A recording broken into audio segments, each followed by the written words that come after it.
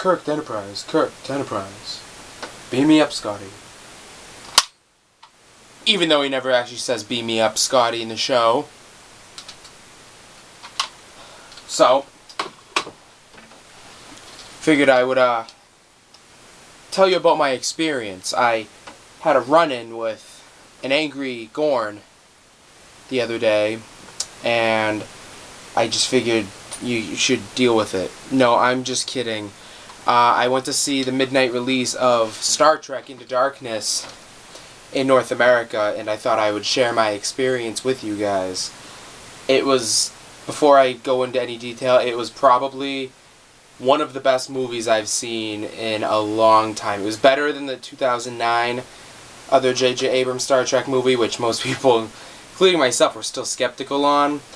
And it was a really, really, really good movie. Just the casting, the directing, the soundtrack, the cinematography, everything from all aspects. It was just a very good, very thorough movie. Not many complaints at all. Let's just divulge.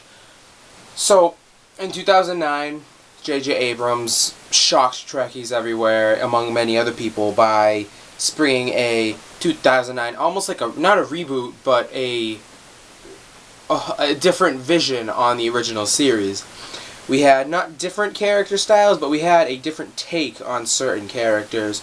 Zachary Quinto's Spock, much more serious. We were building up the relationship between the cast and crew of the Enterprise, so Spock and Kirk didn't really have much of a chemistry, which of course, if those of you who have watched the original series, which I hope is anybody watching this video, what made Kirk and Spock such lovable characters was the chemistry they had. So, that being said, the casting was phenomenal. Continuously. Carl Urban as Leonard McCoy, Bones, was amazing. They put a lot of emphasis on his character along with the rest of the crew. This movie did a great job, and they used the crew to their advantage. You had a lot of Scotty and McCoy, as I've said before. Spock, the great thing about Spock, and I won't give many spoilers or any spoilers in this video, this will be a spoiler-free video. The thing with Spock that I loved is you saw a lot of character evolution. I won't say how, I will just say that he changed in a way you wouldn't have expected, and that's what made him so lovable. Kirk, Chris Pine, love him or hate him, Kirk's character is portrayed very well by Chris Pine. I didn't like him at first, but he was great in this. Everybody was amazing in this movie.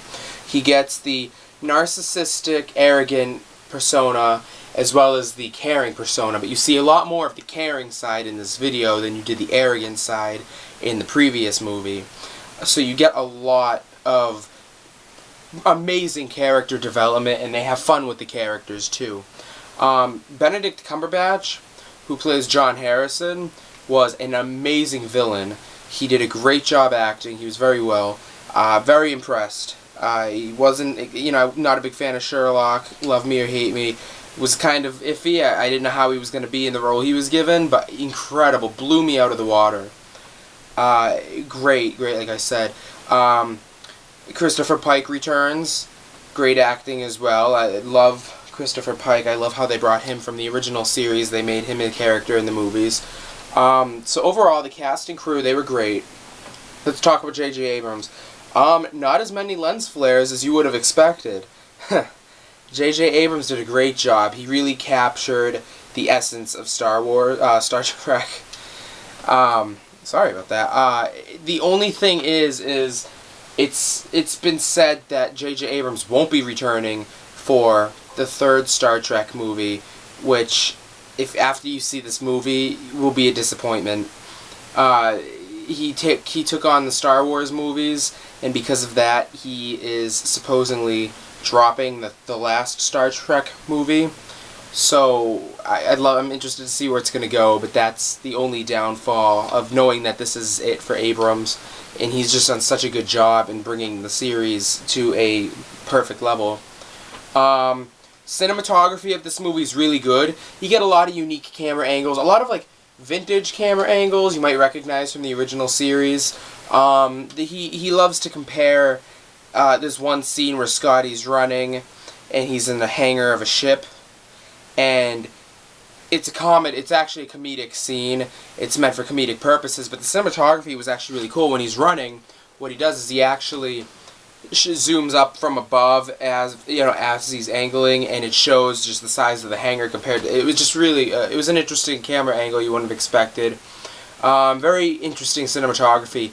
The soundtrack, Michael Giacchino outdid himself because the soundtrack of the first movie, the 2009 movie, Michael Giacchino had, of course, the great theme. Great, I have the soundtrack. I love it.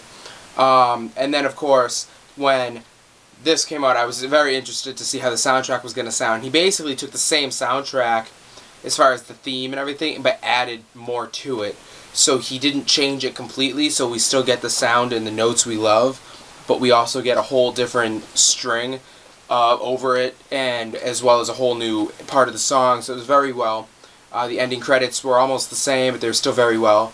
My favorite part had to be that they didn't focus in on any specific area. Like, they didn't bring back a character from the original series and focus on him. They didn't, in the original they brought back Leonard Nimoy, which was great, and they had a big emphasis on him. But in this one, they focused mainly on the present crew. So you really got a feel for how this crew got along. You connected with them. You wanted to know more about them.